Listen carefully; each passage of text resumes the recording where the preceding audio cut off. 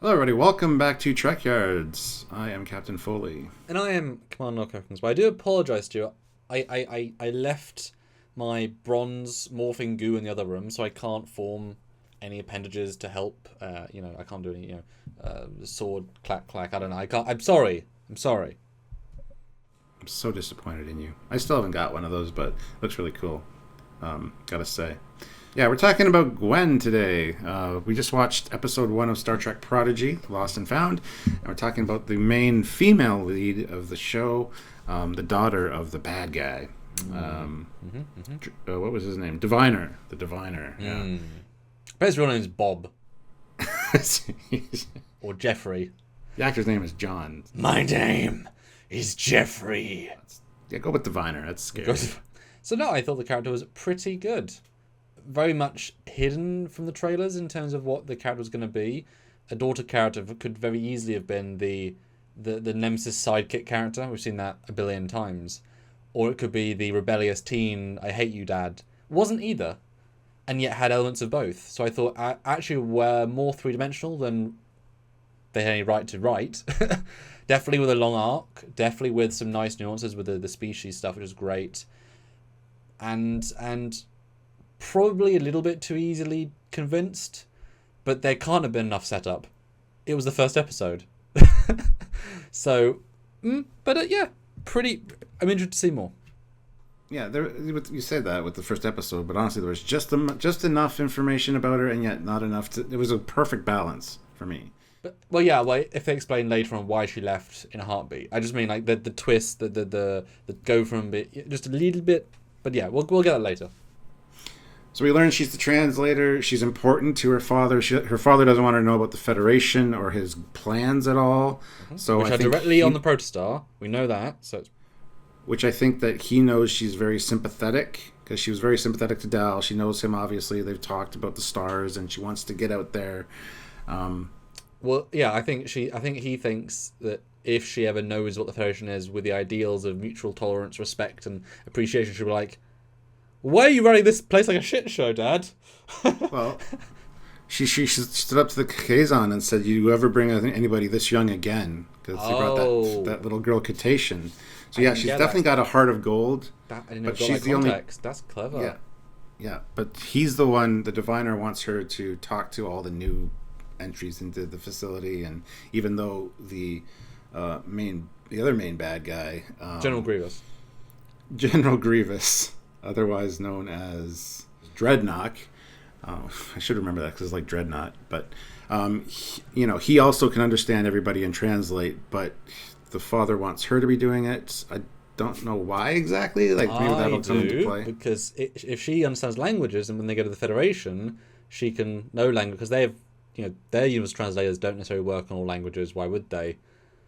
They just they're not universal. So if she knows languages, she can go with him at some point and then make deals and, because the Federation is, it's a federation of worlds and planets. It's a different quadrant he wants to go to. So that's actually obviously he wants to make her more like him, more cold and more evil, but she's just not that person. Well, like I said, she's obviously has a relationship with Dal that we have not seen yet. So we'll probably get flashbacks to that because Dal knows that she wants to see the stars, and what was that star cluster we talked about and all this. So there's definitely a history there with them. But not enough to be, he can't have tried to escape too many times, otherwise he would have been killed. So it's probably like, you troll mates twice, one in the cafeteria, one in the hallway, and I had to deal with you both times, and we got talking on the way. So it's a good level of, I know you stand out, but we're not friends. You just, well, and also though, he obviously speaks basic, version basic. That's the context. So that presumably was also part of like, well, you just speak the normal, like the average language. Most people don't. Which also helps the communicationness. Well, when her father asked her, "Do you know Dal?" She's like, she had a smirk on her face, and she's like, "Yeah, he never thinks things through." Like, so they definitely have a history. She knows him. She likes him. It's pretty clear. But I loved how the context of her being tied up was brought about. Maybe we should take her hostage. It's like, oh, I'm so sorry.